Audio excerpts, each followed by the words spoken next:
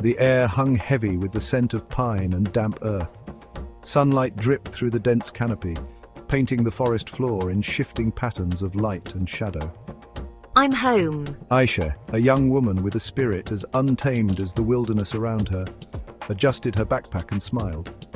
Beside her, Can, a seasoned mountaineer with the wisdom of the mountains etched on his face, watched her with a mixture of amusement and concern. These woods, they can enchant and endanger, you know. This journey into the heart of the Black Sea forests was Ayşe's dream. She longed to capture the soul of the wilderness with her camera, to share its beauty and fragility with the world. Can, her father's old friend, had reluctantly agreed to be her guide. He had spent a lifetime exploring these mountains and knew their secrets better than most. But even he couldn't shake the feeling that something unpredictable awaited them in the emerald depths. Ayşe's passion for nature was as bright and vibrant as a wildflower meadow. From a young age, she felt most alive, surrounded by the sights, sounds, and scents of the natural world. The city, with its concrete and chaos, stifled her. I found solace and inspiration in the pages of nature magazines, dreaming of the day I could explore these wild places myself. My camera, it's an extension of my soul. Her camera was a tool to capture the fleeting moments of beauty that took her breath away. Can, on the other hand, was a creature of the mountains, stoic and weathered like the granite peaks he loved to climb. Nature's power. It's something I respect deeply. I've seen how it can humble even the most experienced adventurer. He carried himself with quiet strength, his eyes reflecting the wisdom gleaned from years spent navigating treacherous trails and unpredictable weather. He understood nature's indifference to human ambition. The forest welcomed them with open arms, enveloping them in its emerald embrace. Giant fir trees stood like ancient sentinels, their branches adorned with feathery moss that dripped like emerald rain. It's like stepping into another world. Sunlight filtered through the canopy in shimmering beams, illuminating a carpet of ferns and wildflowers. The air hummed with the drone of insects and the melodic trill of unseen birds. Ayşe moved through this verdant wonderland with the wonder of a child, her senses alight with the sights, sounds, and smells of the forest. The patterns of bark, the dance of butterflies, the light on a spider's web. It's all so perfect. She felt a deep sense of peace settle over her, a feeling of belonging she had never known before. They were several days into their journey, following a barely there trail along a steep ridge. Ayşe, lost in her pursuit of the perfect shot, wandered a little too close to the edge.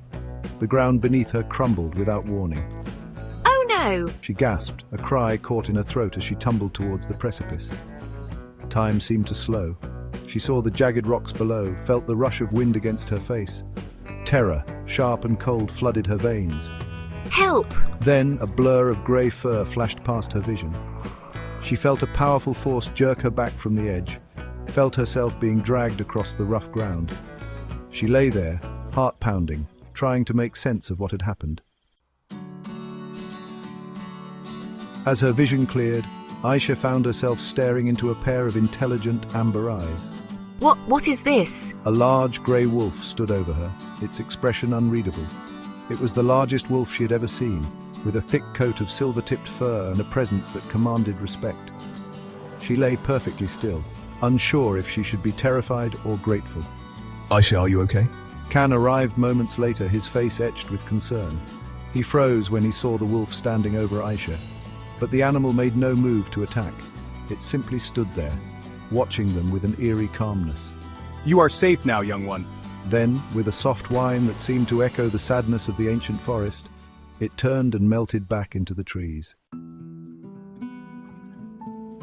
The encounter left me shaken but forever changed. The wolf, far from being the fearsome predator of myth and legend, had saved my life.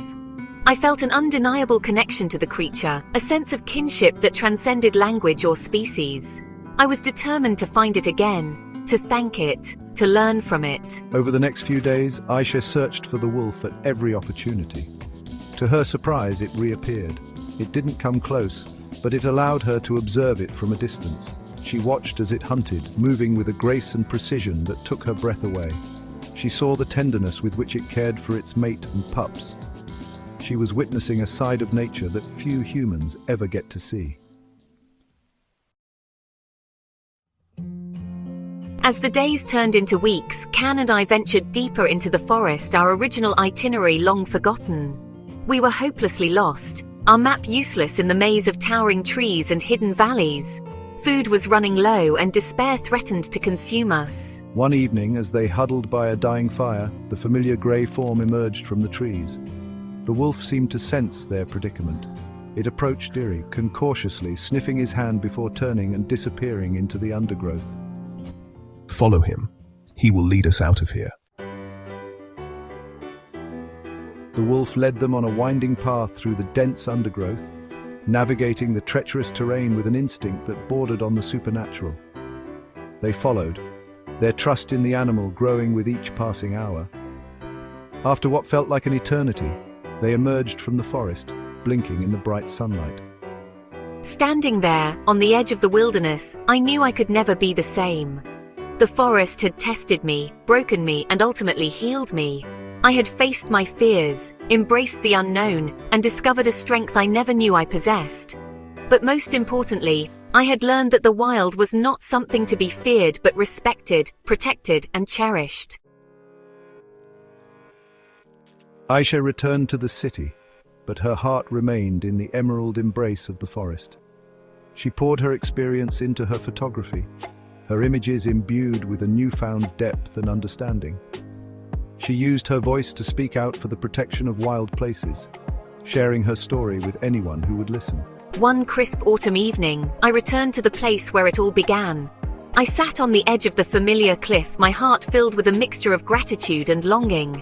And then, as if summoned by my thoughts, I saw him.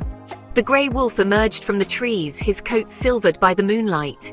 He approached me slowly, stopping just a few feet away. Our eyes met, a silent acknowledgement of the bond we shared, a bond forged in the heart of the wild. And in that moment, I knew I had found my purpose, my voice, my place in the intricate web of life. The call of the wild had been answered,